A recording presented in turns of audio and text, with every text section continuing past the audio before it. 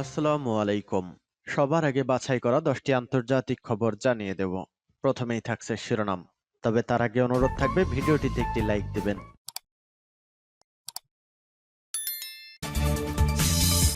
Biden প্রশাসনের অধীনে তৃতীয় বিশ্বযুদ্ধ হতে পারে বলছে ট্রাম্প।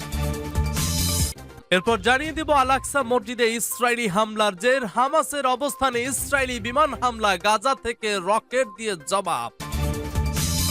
এদিকে তালেবানের দ্বিতীয় যুদ্ধ জোরে সোরে শুরু।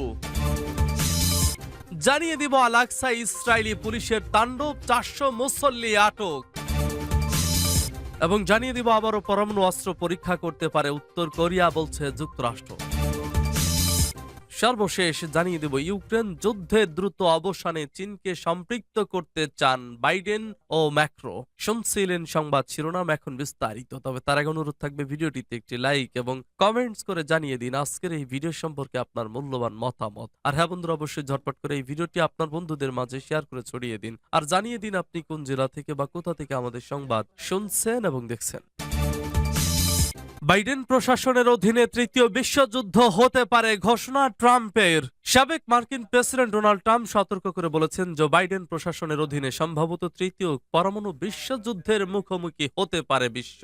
বর্তমান মার্কিন প্রশাসন দেশকে ধ্বংস করেছে বলেও অভিযোগ করেছেন তিনি। মঙ্গলবার সাবেক পর্ণ তারকা স্টর্মি ড্যানিয়েলস অবৈধ সম্পর্কের ব্যাপারে মুখ বন্ধ রাখার জন্য ঘুষ প্রদানের মামলায় আদালতে ফৌজদারি অভিযোগের মুখোমুখি হন তিনি। এর প্রায় 1 ঘন্টা পরেই ট্রাম্প মুক্তি পেয়ে আদালত কক্ষ ত্যাগ করেন। ট্রাম্প আদালতে সাংবাদিকদের প্রশ্নের কোনো জবাব দেননি, এমনকি তাকে সে সময় বেশ বিষণ্ণ এবং শান্ত থাকতে দেখা গেছে। আদালতে হাজিরা দেওয়ার পরে, গ্রেপ্তার ও মুক্তি পাওয়ার পরেই প্রথমবারের মতো কোন সাবেক প্রেসিডেন্ট ফৌজদারি মামলার আসামি হলেন। ট্রাম্পের বিরুদ্ধে 34টি অভিযোগ আনা হলেও সব অভিযোগেই ট্রাম্প নিজেকে নির্দোষ দাবি করেছেন। তিনি বলেন বর্তমান মার্কিন সরকারের সময় বিভিন্ন দেশ প্রকাশ্য পারমাণবিক অস্ত্র ব্যবহারের হুমকি দিচ্ছে, যা তার প্রশাসনের সময় হয়নি। নিউইয়র্ক থেকে ফ্লোরিডায় নিজের মার এ লোগো রিসোর্ট থেকে এসব কথা বলেন তিনি। রিপাবলিকান দলের এই সাবেক মার্কিন প্রেসিডেন্ট বলেন যুক্তরাষ্ট্র এখন ডেমোক্রেট প্রেসিডেন্ট জো বাইডেনের অধীনে একটি বিশৃঙ্খলার মধ্যে রয়েছে। তিনি বলেন আমাদের অর্থনীতি বিপর্যস্ত, মুদ্রাস্ফীতি নিয়ন্ত্রণের বাইরে চলে গেছে, রাশিয়া চীনের সঙ্গে যোগ দিয়েছে, আপনারা সেটা বিশ্বাস করতে পারেন, সৌদি আরবও ইরানের সঙ্গে যোগ দিয়েছে। ট্রাম্প বলেন চীন, রাশিয়া, ইরান এবং উত্তর কোরিয়া একত্রে একটি ভয়ঙ্কর এবং ধ্বংসাত্মক জোট হিসেবে গঠিত হয়েছে, যা তিনি নেতৃত্বে থাকার সময় কখনোই সম্ভব হয়নি। তিনি বলেন আমি যদি আপনাদের প্রেসিডেন্ট থাকতাম তবে এটা কখনোই ঘটতো না। রাশিয়া ইউক্রেনে আক্রমণ করতো না, অনেকগুলো জীবন রক্ষা পেত, সুন্দর সুন্দর শহরও এখনো দাঁড়িয়ে থাকতো। এই সাবেক মার্কিন আল-আকসা মসজিদে ইসরায়েলি হামলার জের, হামাসের অবস্থানে ইসরায়েলি বিমান হামলা, গাজা থেকে রকেট দিয়ে জবাব। ইহুদিবাদী ইসরায়েল অবরুদ্ধ গাজা উপত্যকার ইসলামী প্রতিরোধ আন্দোলন হামাসের কয়েকটি অবস্থান লক্ষ্য করে বিমান ও ড্রোন হামলা চালিয়েছে। জবাবে হামাস ইসরায়েলের ওপর রকেট হামলা চালায়। গাজা শহরের পশ্চিমাঞ্চলে ইসরায়েলি একটি ড্রোন হামাসের লক্ষ্যবস্তুতে হামলা চালালে বিস্ফোরণের বিকট শব্দ শোনা যায়। এছাড়া দখলদার ইহুদিবাদী সেনারা গাজা শহরের পশ্চিমে আবু জারাদ ভবনে হামলার পাশাপাশি উত্তর পশ্চিমের আরিন ভবন এবং গাজার মধ্যাঞ্চলের নোসাইরাত শরণার্থী শিবিরে হামলা চালায়। ইহুদিবাদী ইসরায়েলি সেনাদের হামলার পর গাজা শহর থেকে ইসরায়েল লক্ষ্য করে বেশ কিছু সংখ্যক রকেট ছোড়ে হামাস।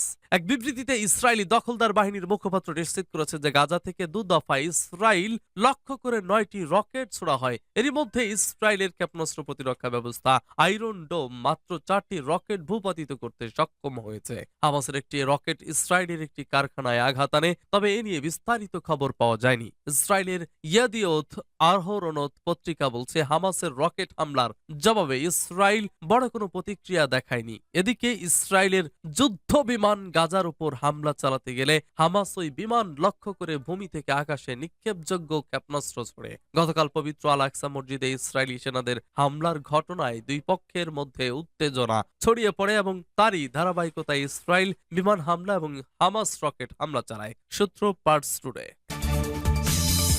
তালেবানের দ্বিতীয় যুদ্ধ জোরে সোরে শুরু।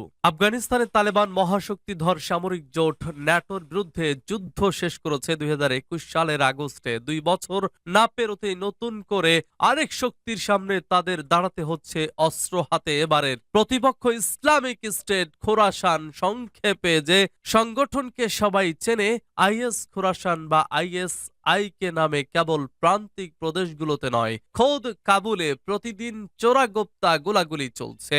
এই দুই পক্ষে ওয়াকিবহলদের মতো ক্রমে নতুন এক গৃহযুদ্ধে প্রবেশ করেছে দেশটি। ন্যাটোকে তাড়িয়ে কাবুলের নিয়ন্ত্রণ নেওয়ার পর তালেবান প্রতিরোধের সংখ্যায় ছিল আহমদ শাহ মাসুদের পুত্র পানশির কেন্দ্রিক আহমদ মাসুদের নেতৃত্বাধীন নর্দার্ন অ্যালায়েন্স বাহিনীর তরফ থেকে। কিন্তু ঘটেছে ভিন্ন আঘাত আনছে আইএস কে। সংগঠনটি ইরাক ও সিরিয়া অঞ্চলের 2013 ও 14 সালে গড়ে ওঠা ইসলামিক স্টেটের শাখা হিসেবে পরিচিত। ভৌগোলিক খোরাসান নামটি একালে অনেকেই বিভ্রান্ত করে। এ নামে ইরানে বিশাল এলাকা আছে যা এখন 3টি প্রদেশে বিভক্ত। এর বাইরেও পাকিস্তান, আফগানিস্তান এবং আল আকসায় ইসরায়েলি পুলিশের তাণ্ডব, 400 মুসল্লি আটক। পবিত্র মাহে রমজানে অধিকৃত পূর্ব জেরুজালেমে আল আকসা মসজিদে অভিযান চালিয়েছে ইসরায়েলি পুলিশ। বুধবার ভোরে ফজরের নামাজের সময় মসজিদ প্রাঙ্গণে রীতিমতো তাণ্ডব চালিয়েছে তারা। উপস্থিত ফিলিস্তিনি মুসল্লিদের ওপর তারা হামলা করেছে।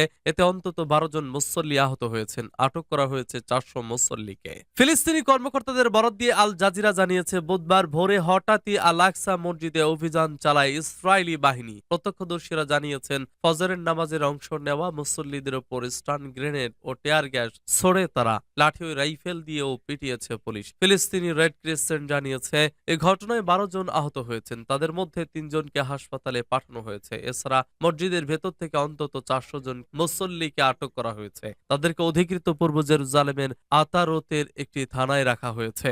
আল জাজিরার প্রতিবেদন মতে, ভোরে অভিযান শুরু হয়ে সকাল পর্যন্ত চলতে থাকে। সকালে ফিলিস্তিনিদের ওপর আরেকবার হামলা চালায় ইসরায়েলি বাহিনী। এ সময় মসজিদ প্রাঙ্গণ থেকে আবারও পরমাণু অস্ত্র পরীক্ষা করতে পারে উত্তর কোরিয়া, বলছে যুক্তরাষ্ট্র। 2017 সালের পর উত্তর কোরিয়া আবারও পরমাণু ক্ষেপণাস্ত্র পরীক্ষা চালাতে পারে বলে আশঙ্কার কথা জানিয়েছে যুক্তরাষ্ট্র। এদিকে কোরীয় উপদ্বীপে দুদিনের নৌ মহড়া চালিয়েছে যুক্তরাষ্ট্র, জাপান ও দক্ষিণ কোরিয়া। সিউল জানিয়েছে, পিয়ংইয়ং এর সম্ভাব্য হামলা মোকাবেলায় এ মহড়া হয়েছে। মঙ্গলবার আন্তর্জাতিক সংবাদ মাধ্যম আল জাজিরা জানায়, গত সপ্তাহে প্রথমবারের মতো উত্তর কোরিয়ার পরমাণু অস্ত্র উৎপাদন কেন্দ্র পরিদর্শন করেছেন দেশটির সর্বোচ্চ নেতা কিম জং উন। এ সময় বেশ কয়েকটি পারমাণবিক ক্ষেপণাস্ত্র পরিদর্শন করতে দেখা যায় তাকে। মঙ্গলবার ওয়াশিংটনের পক্ষ থেকে জানানো হয়েছে, 2017 সালের পর নতুন করে আবারও পরমাণু ক্ষেপণাস্ত্রের পরীক্ষা চালাতে পারে পিয়ংইয়ং। এদিকে দক্ষিণ কোরিয়ার জেজু দ্বীপের কাছে আন্তর্জাতিক জলসীমায় যৌথ নৌমহড়া চালিয়েছে যুক্তরাষ্ট্র, জাপান এবং দক্ষিণ কোরিয়া। মঙ্গলবার শুরু হয় দুদিনের এই নৌমহড়া। এর মাধ্যমে সাবমেরিন থেকে হামলা মোকাবেলার বিভিন্ন কৌশল রপ্ত করেছেন এই 3 দেশের নাবিকরা। দক্ষিণ কোরিয়ার প্রতিরক্ষা মন্ত্রণালয়ের পক্ষ থেকে জানানো হয়েছে, ইউক্রেন যুদ্ধের দ্রুত অবসানে চীনকে সম্পৃক্ত করতে চান বাইডেন ও ম্যাক্রো। ম্যাক্রোর কার্যালয় এক বিবৃতিতে জানায়, দুই নেতা চীনকে সম্পৃক্ত করে ইউক্রেন যুদ্ধ বন্ধের প্রক্রিয়াকে গতিশীল করতে আগ্রহী এবং তারা এই অঞ্চলে টেকসই শান্তি প্রতিষ্ঠার ব্যাপারে তাদের ইচ্ছের কথা জানিয়েছেন। চীন সফরে যাচ্ছেন ফ্রান্সের প্রেসিডেন্ট ইমানুয়েল ম্যাক্রো। সফরের আগে মার্কিন প্রেসিডেন্ট জো বাইডেনের সঙ্গে ফোনে কথা বলেন তিনি। ফোন কলে দুই নেতা দ্রুত ইউক্রেন যুদ্ধের অবসান ঘটানোর প্রক্রিয়ায় চীনকে সম্পৃক্ত করার বিষয়ে আলোচনা করেন এবং একমত হন। আজ বুধবার বার্তা সংস্থা রয়টার্স ফরাসি প্রেসিডেন্টের কার্যালয়ের বরাত দিয়ে এই তথ্য জানিয়েছে। ম্যাক্রোর কার্যালয় এক বিবৃতিতে জানায়, দুই নেতা চীনকে সম্পৃক্ত করে ইউক্রেন যুদ্ধ বন্ধের প্রক্রিয়াকে গতিশীল করতে আগ্রহী এবং তারা এই অঞ্চলে টেকসই শান্তি প্রতিষ্ঠার ব্যাপারে তাদের ইচ্ছের কথা জানিয়েছেন। ফরাসি প্রেসিডেন্টের কার্যালয় আরো জানায়, বাইডেন ও ম্যাক্রো উভয়ই আশা করছেন চীন জলবায়ু ও জীব বৈচিত্র্য বিষয়ে বৈশ্বিক সমন্বয় প্রক্রিয়ায় আরো অবদান রাখবে এবং এ বিষয়ে একটি নিজস্ব